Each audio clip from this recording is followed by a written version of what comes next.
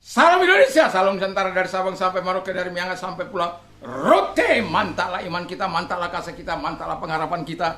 Tentunya dalam Yesus Kristus yang menjadi Tuhan dan Juru Selamat kita dan Juru Selamat dunia. Jangan katakan bahwa Yesus bukan Tuhan, jangan katakan pula bahwa Yesus bukan Juru Selamat. Dia adalah Tuhan, dia adalah Juru Selamat. Kalau engkau percaya, engkau akan diselamatkan. Kalau engkau tidak percaya, engkau akan dihukum. Walaupun di luar sana banyak orang berkata, tapi Yesus sudah berkata, ya, banyak orang berkata bahwa Yesus bukan Tuhan, tapi bukan Juru Selamat juga. Tapi Yesus sudah berkata, akulah jalan dan kebenaran dan hidup, tiada seorang sampai kepada Allah kalau tidak melalui aku.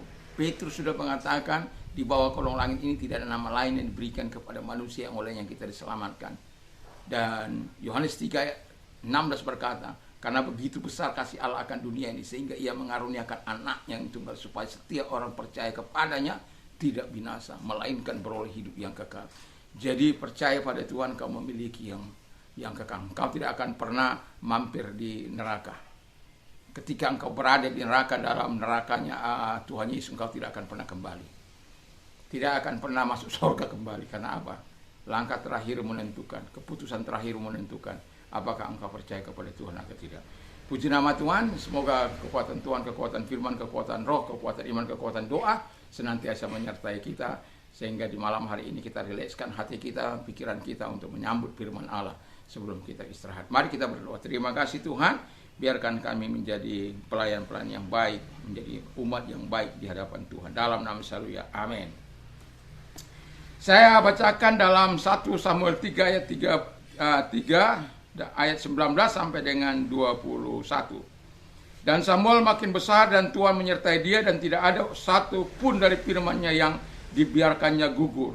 Maka tahulah seluruh Israel dan sampai dari Dan sampai Berseba bahwa kepada Samuel telah dipercayakan jabatan Nabi Tuhan.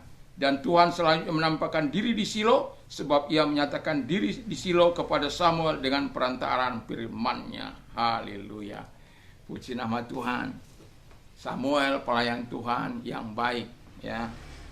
Dia bukanlah pelayan Tuhan yang neko-neko. Dia tidak seperti anak Imam Eli, si Hofni dan Pinehas yang sampai melakukan hal yang jorok di pelataran bait Allah, dan korup-korup yang dilakukan yang bukan bagiannya tentang hak korban dia melalui pembantunya.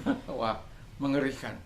Dan itulah sebabnya ada yang jahat, tentu Tuhan juga akan mempersiapkan yang baik. Ada pelayan yang jahat, dan di muka bumi ini pun ada seperti itu. Ada yang hanya pura-pura, ada juga yang munafik, ada yang hanya mementingkan, pelayan-pelayan yang hanya mementingkan dirinya sendiri, mementingkan keluarganya, dan tidak mementingkan domba-domba yang dilayaninya.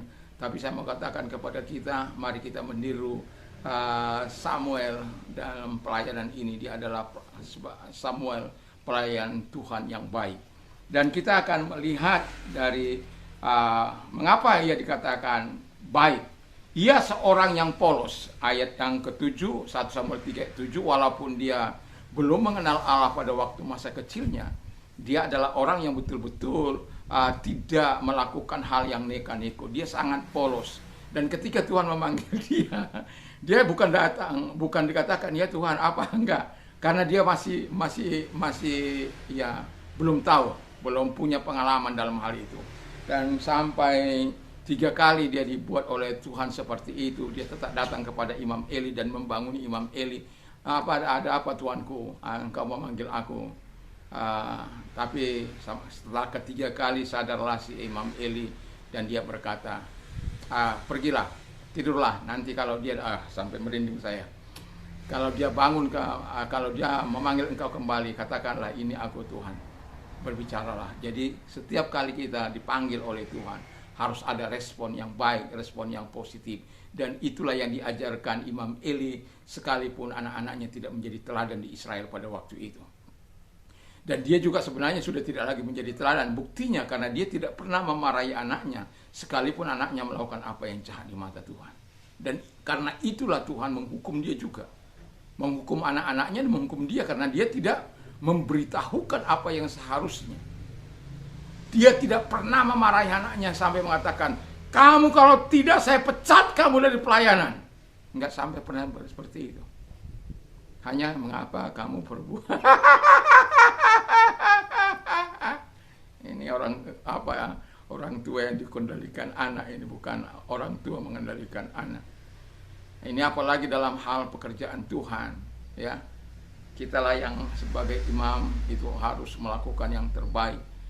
Kita melakukan yang terbaik, anak-anak kalau terlibat dalam pelayanan atau siapa yang melakukan pelayanan harus terlibat dengan baik. Saya punya dulu bukan hanya 1-2 orang yang pada akhirnya ketika saya mengetahui di tempat kami ini tidak boleh seorang pelayan Tuhan merokok.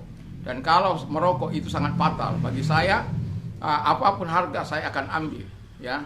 Saya akan ingatkan dia ketika dia tidak mau, apa urusannya melayani dengan merokok. Saya katakan, kamu aja untuk memberikan dirimu yang terbaik, tidak bisa memberikan yang terbaik kepada Tuhan.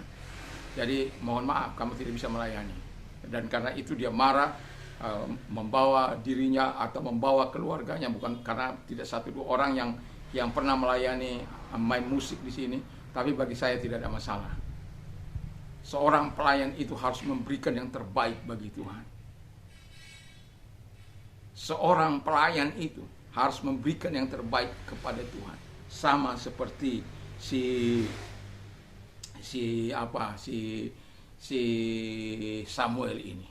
Yang kedua kata firman Allah, ia adalah seorang yang jujur. Ayat 18 saya bacakan, kita langsung saja ke 18. Lalu Samuel memberitahukan semuanya itu kepadanya dengan tidak menyembunyikan sesuatu pun. Kemudian Elia berkata, dia Tuhan, biarlah diperbuatnya apa yang dipandangnya baik.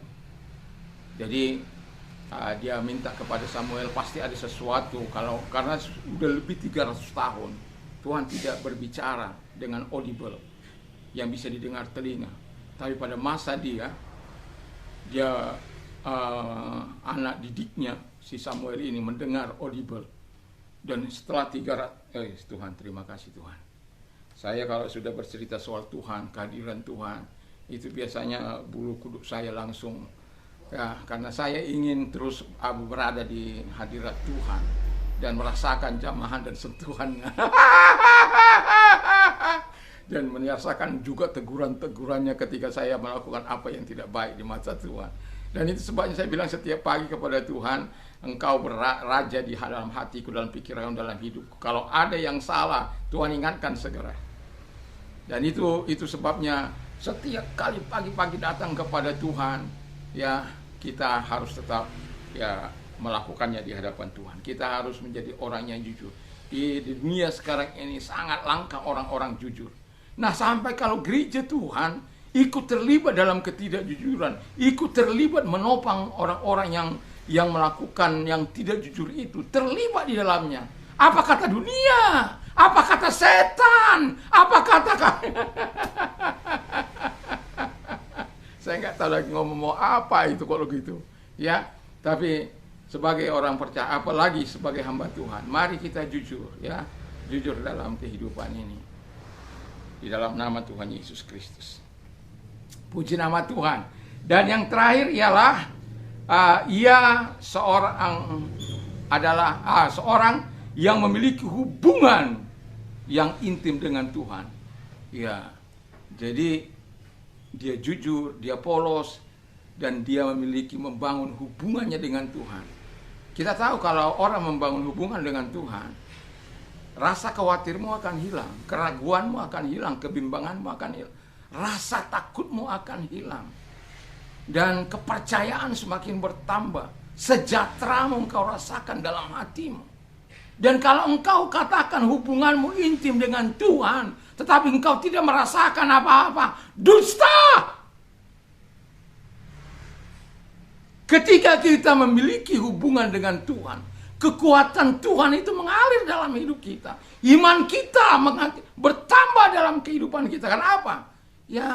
Karena kita katakan bahwa Tuhan menyertai Samuel, menyertai orang-orang yang takut akan Tuhan. Dia tidak akan mungkin berdusta. Firman-Nya tidak akan mungkin berdusta. Dan itu sebab bisa mau katakan kepada kita, mari, sehingga kalau engkau disebut pelayan-pelayan Tuhan, biarlah kita menjadi orang-orang yang polos, tanpa menyembunyikan sesuatu. tanpa ada kemunafikan. Dan kita memang polos apa adanya, bukan ada apanya.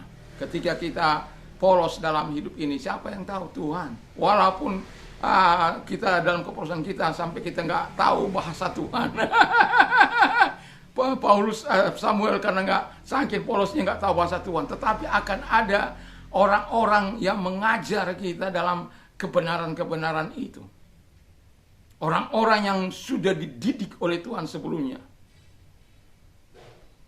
Engkau tidak akan rugi ketika engkau memiliki hati yang polos. Karena Tuhan akan terus mengatakan hikmatnya, kemauannya kepada orang-orang yang betul-betul memiliki hati yang jujur, memiliki hati yang polos, dan dia memiliki hubungannya akrab dengan Tuhan. Dan ketika orang memiliki hubungannya akrab dengan Tuhan, dia akan memandang dunia ini dengan indah, dengan hal yang manis, dengan hal-hal yang positif. Jadi biar Tuhan senantiasa menyertai kita, dan biarkan kita menjadi umat Tuhan yang baik ketika kita dipercayakan melayani dengan baik, jangan dengan sifat-sifat yang arogan, dengan sifat-sifat yang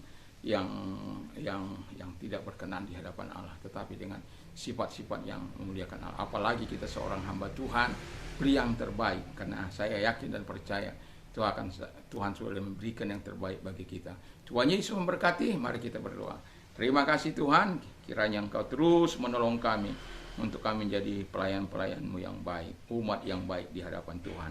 Dan kami berdoa bagi engkau yang sakit, dalam sakit apapun engkau, saya akan berdoa kepadamu. Tuhan, mari engkau menumpangkan tangan atas mereka, menolong mereka dan menjamah mereka. Dalam nama Yesus aku perintahkan segala sakit penyakit yang ada diderita oleh mereka saat ini juga dalam nama Yesus aku perintahkan keluar, dan oleh bilu-bilu daripada Tuhan Yesus mereka sembuh, oleh kuasa mereka sembuh, oleh jamahanmu mereka sembuh. Terima kasih Bapa di surga, di dalam nama Tuhan Yesus Kristus kami bersyukur dan berdoa. Dan kalau engkau menghadapi masalah yang sulit, angkat kedua belah tanganmu, serahkan sepenuhnya dalam tangan Tuhan.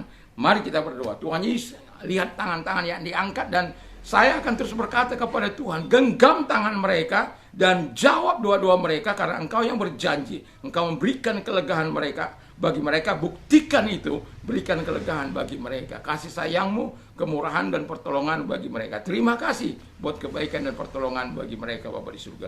Kami bersyukur, kami berterima kasih dalam nama Yesus. Haleluya. Amin. Selamat malam, kiranya Tuhan memberkati. Mantap, mantap, mantap. Damai Tuhan menyertai.